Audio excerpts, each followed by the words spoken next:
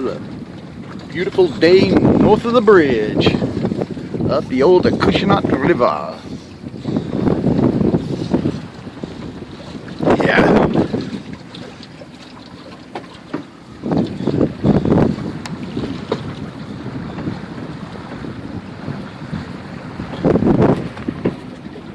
Yeehaw.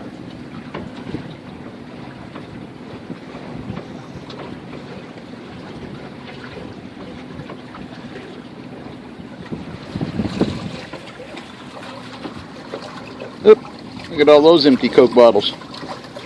It's better than littering. And I bring them in later and put them all in a bag so they can be recycled. Anyway, well, I had a share. It's kind of getting really far to the end of the season, seeing it's November 14th. The 27th is coming up, ladies and gentlemen, the plunge. When smart adults jump into the ocean to raise money for little kids and make Christmas toys they never get otherwise. And we do it in the honor of my darling daughter. Really miss you, honey.